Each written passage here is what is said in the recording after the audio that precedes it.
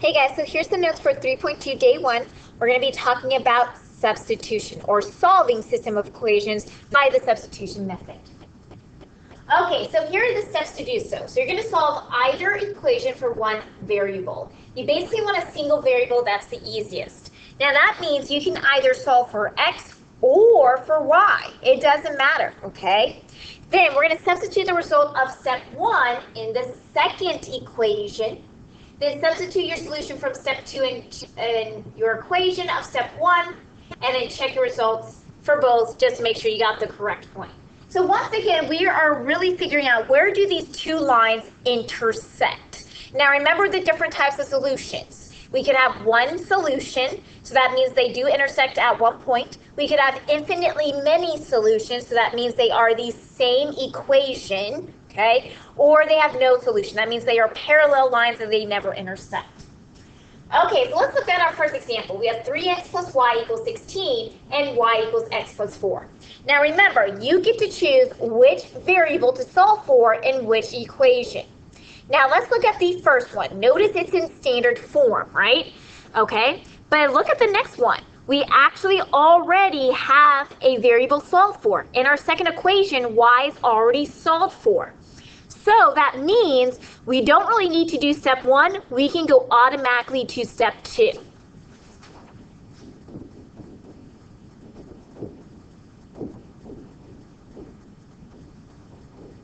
So you might want to write this down. So y in the second equation is already solved for.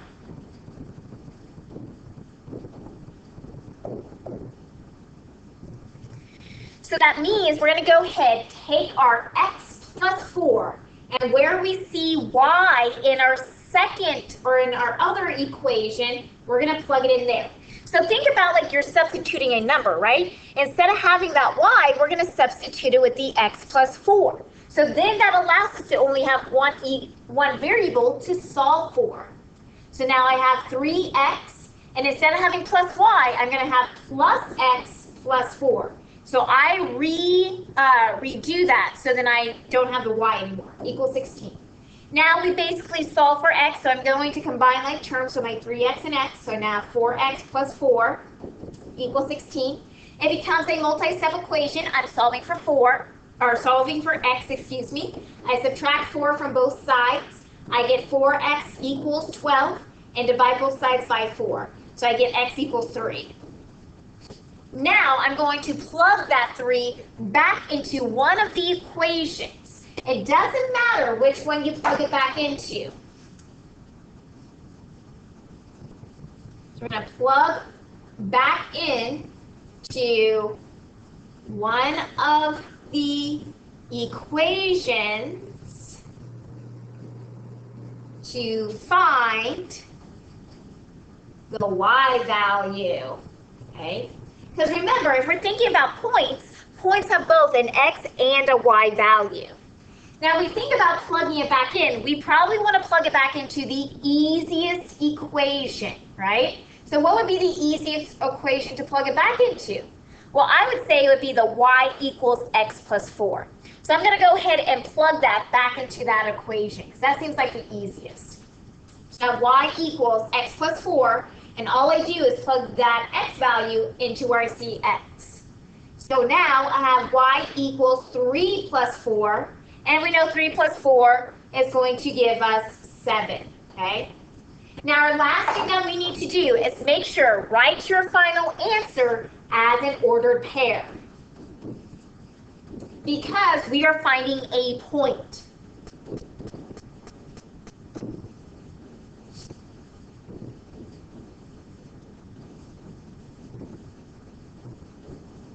So our final answer here are, here's our y value, and our x was 3. So to write it as an ordered pair, we're going to have 3, 7, and that's going to be our final answer, okay? Okay, let's go ahead. We're going to do the second example. Make sure if I am going too fast, you just pause the video so you can get everything down. Here's this part if you need it. Okay, if you need to pause it, go ahead and do so. And then going back up. Once again, if you need to pause it and get all this down, make sure you do so. Here we go. Okay, let's do the next one. We have x minus 2y equals 6, and then 5x plus 3y equals 17. Now, none of the variables in any of the equations are solved for yet, so we need to do that. Now, remember, always solve for the variable that's the easiest. So we look at our first equation. Notice the x, there's no number in front of it. So I would say it would be easier to solve for this variable in this equation. So we're going to go ahead and do that. Now you can solve for y if you want to, but you might get decimals and fractions, and that's just more difficult to deal with later on, okay? So I'm going to go ahead, in order to solve for x, I need to move the negative 2y to the other side. So I get x equals 6 plus 2y. Now what I can do is take this 6 plus 2y and plug it in for x in the other equation. Don't re-plug it back into the same equation because you're going to get a true statement and you're just not going to get the right answer, okay? So now I have 5, and now I need to use parentheses here. 6 plus 2y, finish that off, plus 3y equals 17. Notice I only have one variable to solve for. It's going to be y, okay? So now I take my 5 and I distribute to the 6 and to the 2y, so I have 30 plus 10y plus 3y equals 17. Now I combine my like terms. So now I have 30 plus 13y equals 17. It's a multi-step equation. I'm trying to solve for y here. So I subtract 30 from both sides. I get 13y equals negative 13. And now I'm going to divide both sides by 13.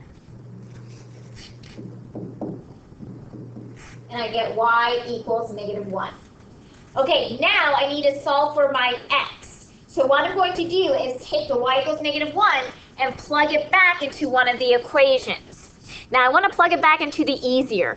I would advise the one that you solved for the variable, plug it back into there, because it's going to be so much easier to solve since we're trying to solve for x. So I'm going to plug it back into the x equals 6 plus 2y.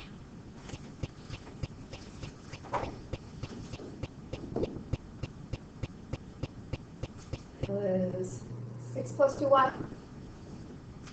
Let's double check there. Yes, 6 plus 2y. Okay, so I plug negative 1 into there. So now I have x equals 6 plus 2 times negative 1, which then gives me 6 minus 2, which gives me 4. Okay, so my x value here is 4. Now, our last thing we need to do is write this as an ordered pair. Now, be careful, because notice we solved for y first, then x. Remember, when we write in an ordered pair, we need to make sure that we go x then y. So our final answer here is actually 4, negative 1. So just be careful when you do that when you're solving for y first, okay? Okay, make sure you watch the next part of our video. We're going to continue to use the substitution method to solve systems of linear equations.